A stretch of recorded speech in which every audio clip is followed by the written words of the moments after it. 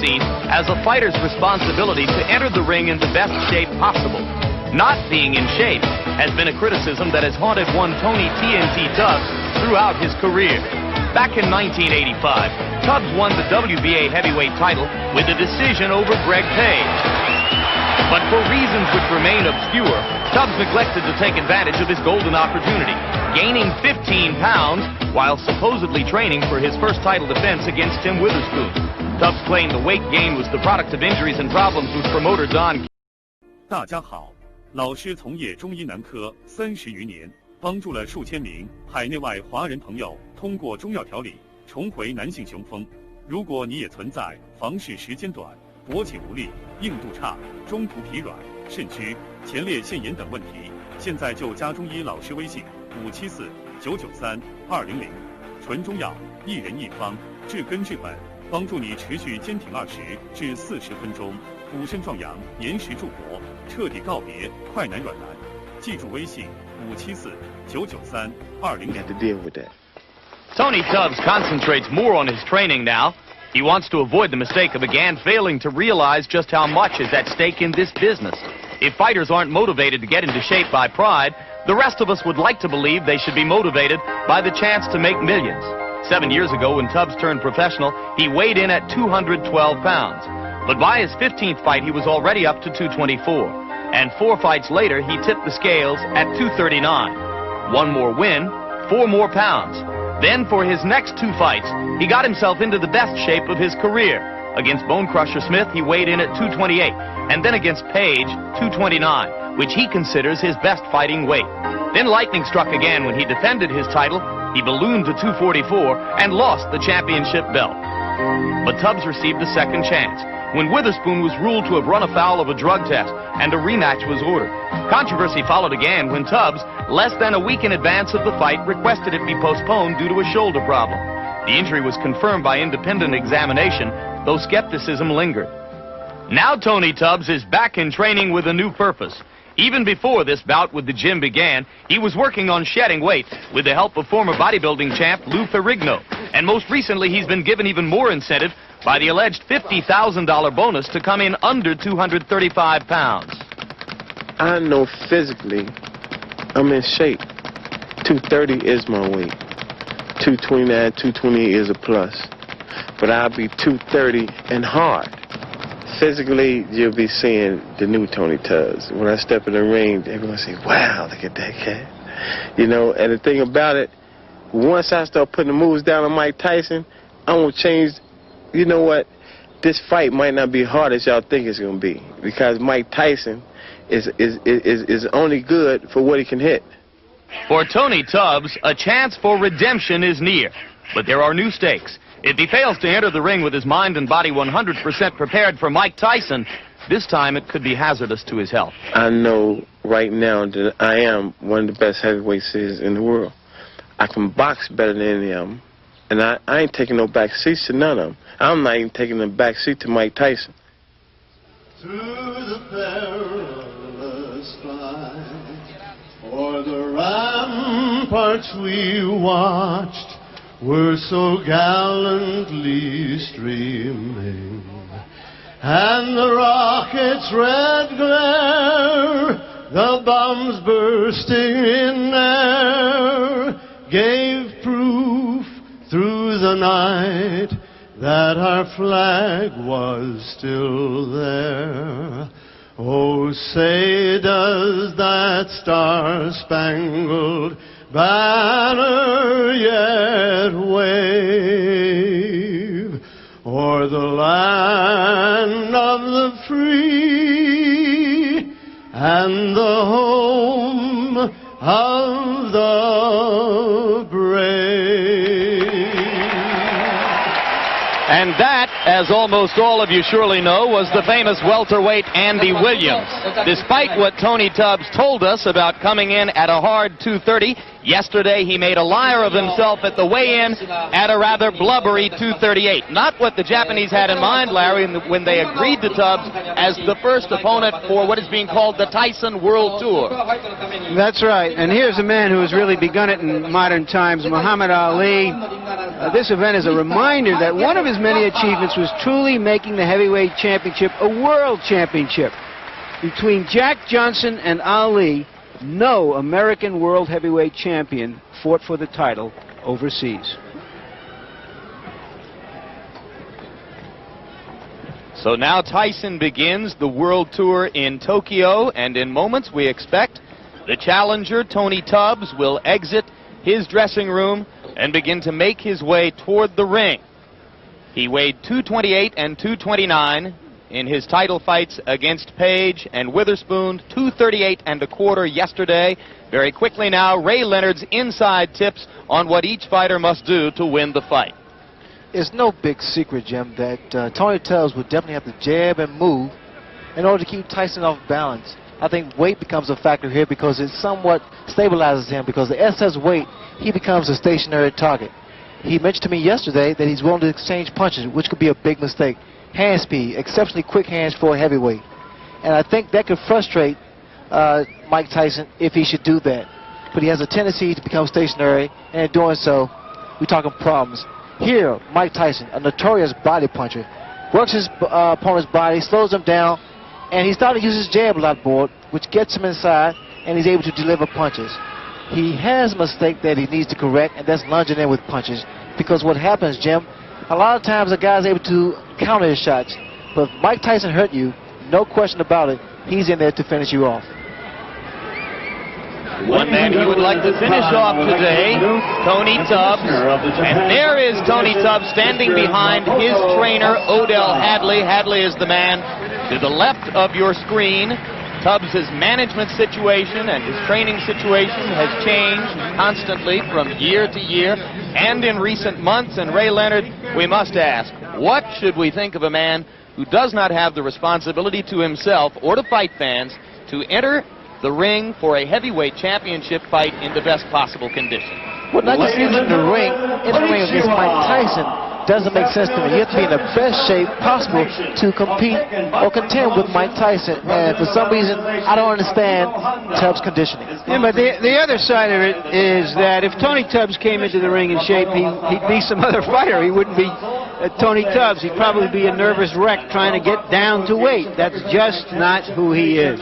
As we look at the tail of the tape, you will see that Tubbs weighs 238 and a quarter and enjoys the reach and height advantages over Tyson that virtually every heavyweight who ever faces Mike Tyson will enjoy. Tyson weighed in at a relatively trim 216 and a quarter. He is almost always, Ray, in immaculate condition, and once again here that appears to be the case. You can expect the first round. There is no such thing as feeling out process to Mike Tyson.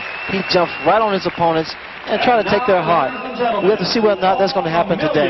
And millions of boxing fans watching around the world, welcome to the fabulous stadium known as the Big A. And here is our punch stat profile of the fighters, how many punches they throw. They throw roughly the same amount of punches. The difference is that Tyson throws many more hard punches and lands a very high percentage of them. And the jabs, you see that Mike Tyson does throw a decent amount of jabs. Tubbs can throw a lot of jabs, although he has told us that you cannot hold Mike Tyson off with a jab. Don't look for too many of them in this fight, he says.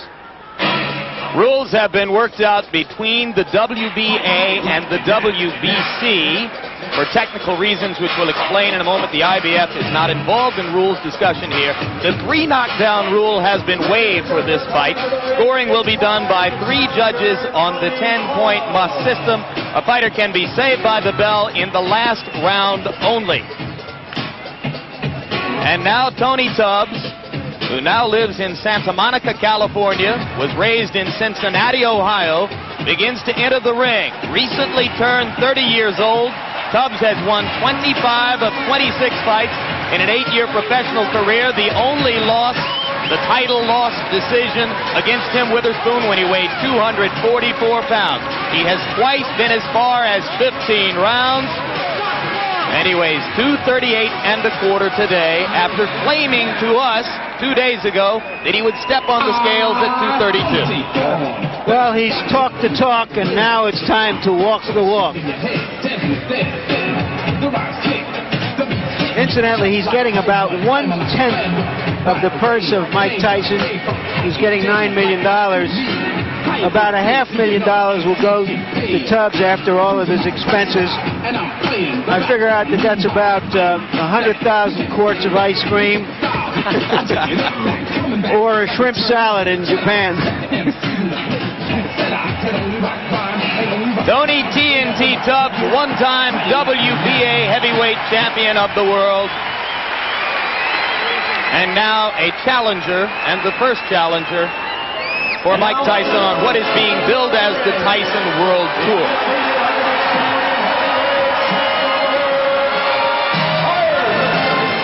There is a syndrome evolving here in Japan, which is described by a new term in the Japanese language. It is called gaitare. It refers to foreign celebrities who are brought here by the overwhelming economic power of the yen currency as opposed to other world currencies. Now joining Madonna, Michael Jackson, and Mick Jagger as gaitare is Mike Tyson. And the interesting thing here is we were led to believe that the Japanese fans would view this more as a show, and that they sit on their hands a lot. But they are truly as excited as people led us to believe they were underneath their impassive masks. Of course, if you have seen Tyson before, you are aware of what is called the gladiator look. No robe, no towels, no socks, just the black trunks, the boots, and the 10-ounce Everlast gloves. Mike Tyson is 21 and a half years old, unbeaten in 33 fights with 29 knockouts. He went 12 rounds to a decision twice. This is his 6th title defense as heavyweight champ, the 3rd defense as holder of the championship in the eyes of all 3 governing bodies. Because of a conflict between local promoters and the International Boxing Federation, only the WBA and WBC title belts are being billed in Japan in connection with the fight. But in reality and in the eyes of boxing fans, it is the unified title which is at stake.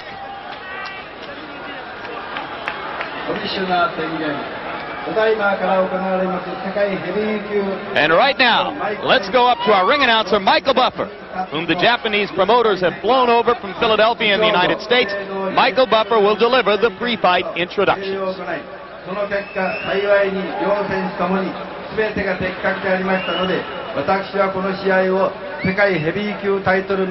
This, of course, is the Japanese ring announcer who is providing initial instructions for Japanese fans here as to the principles in the ring. And now, Michael Buffer takes over the mic.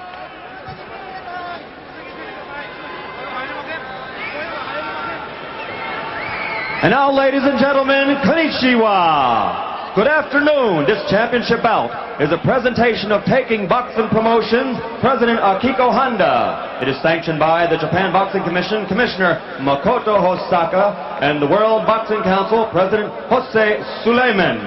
The World Boxing Association is represented by Championship Committee Chairman Dr. Elias M. Cordova Jr., the ringside supervisor is Gabriel Peña Garicano. He's the WBC General Counsel. The 3 judges are Larry Rosadilla of the United States, Masakutsu Uchida of Japan, and Ken Morita of Japan. And working for the 78th time in a world title bout is the referee Arthur Mercanti of the United States.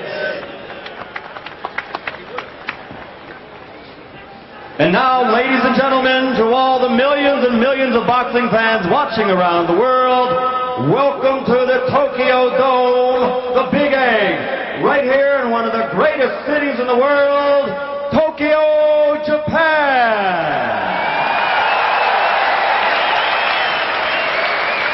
I would like to introduce in the ring at this time a man known as one of the premier promoters in the world of boxing, Mr. Don King. And now, ladies and gentlemen, let's get ready to rumble. 12 rounds for the heavyweight championship of the world. Introducing first, fighting out of the blue corner. He's wearing his boxing trunks and weighing 238 1/4 pounds with a professional record of 24 victories, 15 by knockout, and only 1 defeat. from Cincinnati, Ohio. He is the second-ranked heavyweight in the world and a former heavyweight champion. Ladies and gentlemen, the challenger, Tony TNT Thorpe.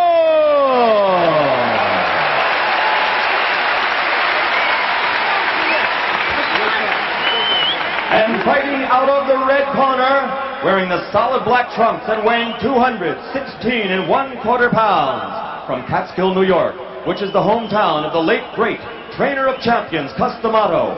He brings a professional record of 33 victories without a loss, 29 KOs, including 25 KOs in 5 rounds or less, and 15 in the first round alone. Ladies and gentlemen, presenting the undisputed, the undefeated heavyweight champion of the world, Iron Mike Tyson!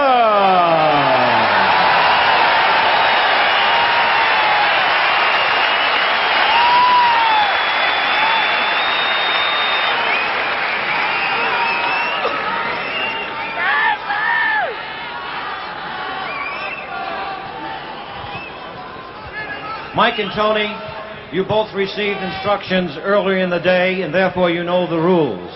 I wish you both an awful lot of luck now. Return to your corners to await the starting bell. Good luck. That's Arthur McCanty doing his 6th heavyweight championship fight, his 78th world championship fight. Tubbs says he knows how to fight. The champion, everyone says it. It's a little bit more difficult to pull it off. Let's see if he really wants to rumble as he says he does. I see Mike Tyson iron the belly, the midsection of Tony Tubbs, so look for him to jump right on in the first round.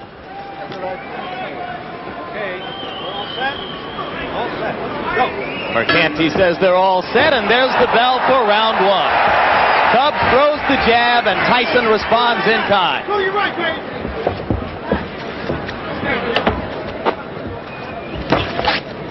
A lot of fighters find it difficult to set Mike Tyson up because Mike now gives a lot of head movement.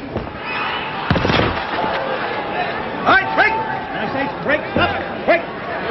One of the big questions has been whether Tubbs would clinch and grab and simply try to survive with Tyson, as did Bone Crusher Smith and Mitch Green. For now, it does not look that way. 6-4.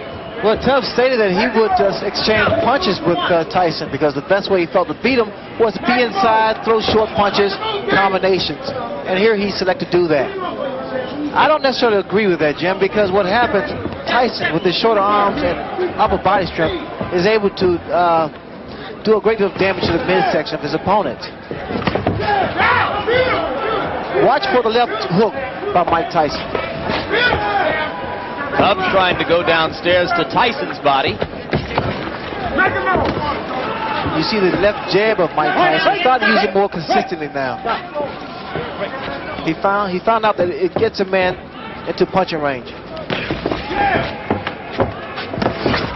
And you can begin to see the startling hand quickness that Tubbs brings. Startling partially because of the shape of his body. Well, here with Tubbs, the uppercut. I also noticed the uppercut of Mike Tyson. He's able to throw the same punch twice, under and over. Tyson missed with the left hook. Earlier he had landed a wicked right to the kidney. Look for a looping right hand by Mike Tyson because that's the punch I see that Tubbs is vulnerable to. He keeps dropping that left hand. 1 minute to go in round 1. Tubbs landed a left and ducked away effectively. You know what to do, Sam. There you go. There you go. There you go. You know what to do, Sam. Speed, baby, speed. Come on, sweet. Sweet. Oh, right there. What Tubbs needs to be doing now, he needs to throw 2 and 3 jabs to kind of break the rhythm of Mike. Because what's happening, Tyson started to set up. You need to break that rhythm with a jab. Tubbs throwing the uppercut. A lot of people think he will have to be effective with that punch because Tyson comes in constantly. Well, Tyson also lunged him with an overhand right there, and that's one of the mistakes he makes. 10 seconds to go in round 1.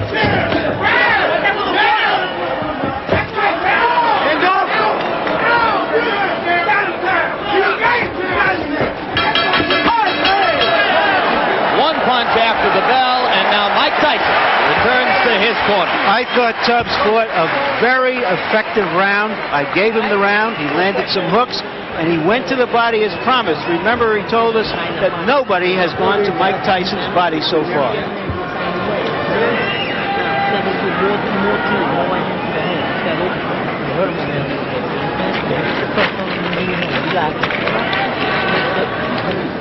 Voice is that of trainer Kevin Rooney. Oh, you got it? 6 from one, half dozen from the other. Yeah, take that.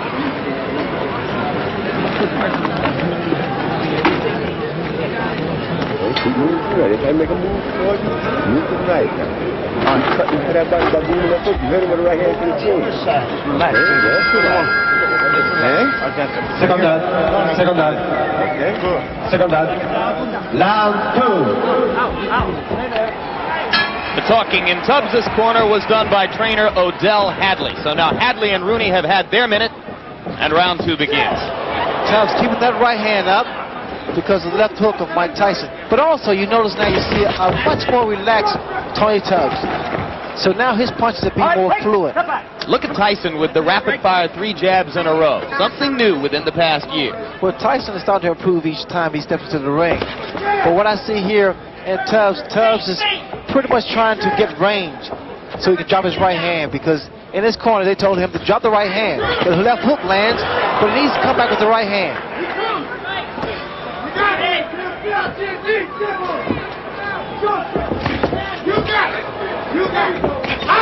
There's the right hand, Jim, I spoke earlier about. You must give Tyson angles. You can't remain stationary. Hands must stay up and stay out of the corners. But indeed, Tony acknowledged in talking with us, Ray, that you couldn't finesse Tyson completely. You have to be willing, as he said, to fight him. Well, you saw that double punch with one hand, sort of a bolo type punch. And those are the type of punches do a great deal of damage, because the body shot and then the uppercut raises the chin up, and then the left hook comes into play. Good uppercut by Tubbs inside. Snap Tyson back a little.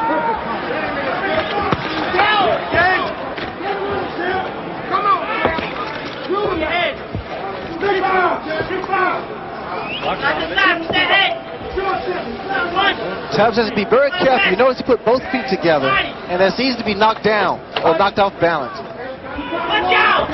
He's trying to use his additional weight. Coming up on a minute to go in round 2. Tony Tubbs so far appears in no way intimidated by Tyson's fury, as have so many of his opponents. Good left hook. Good combination by Tubbs. Open up.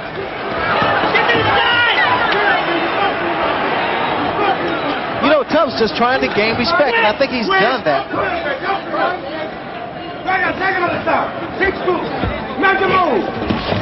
Good left by Tyson. Tubbs reels. Those hands must be kept up higher. And again, like I stated earlier, Jim, I don't think it's a good idea to exchange punches with Tyson. Good body shot, but you need combinations then. 30 seconds left in the round. Both fighters have had their say here. I couldn't tell whether or not the punch hurt. Tubbs is hurt. Tubbs is hurt badly. It was a left hook. And it's over. Odell Hadley has jumped in the ring. The fight is over. With stunning swiftness.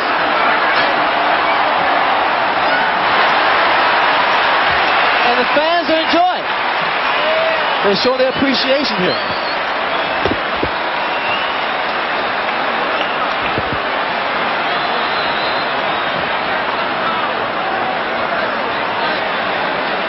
Remarkable. The tide of this fight changed within 15 or 20 seconds. Well, that's what a great puncher can do. The boxer is thinking all the time, and the puncher is punching all the time. The only thing I can say now is that if you thought that whale hunting was outlawed in Japan, we just saw that Mike Tyson hadn't heard about it.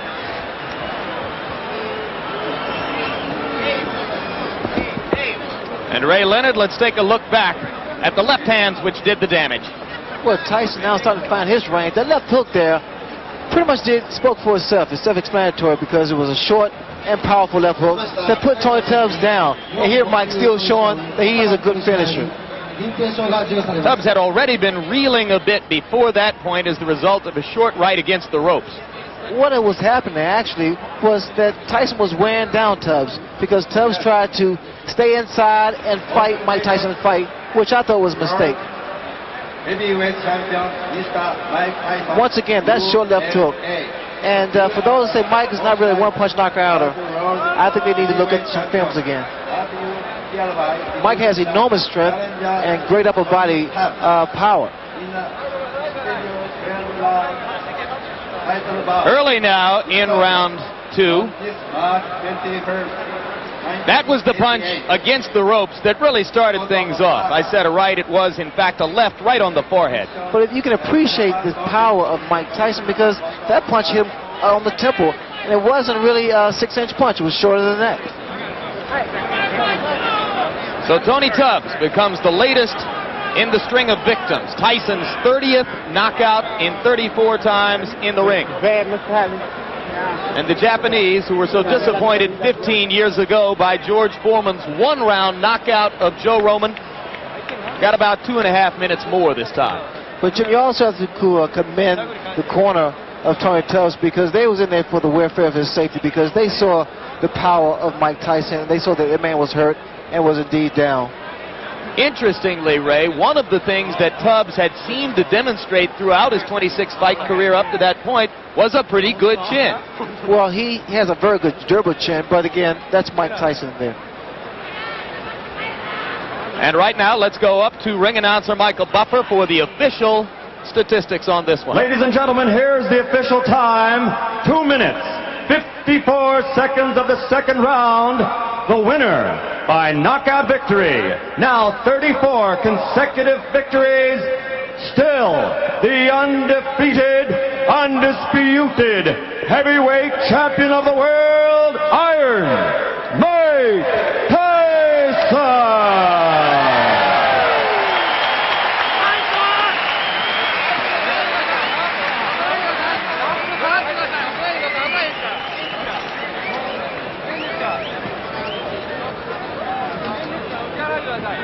Well, Ray Leonard, Tony Tubbs himself, as it turns out, said it best in a press conference a few days ago when, in sarcasm, he said to the audience, "I'm the tune-up. The big fight is in June." As it turns out, he was exactly right. He was the tune-up. The big fight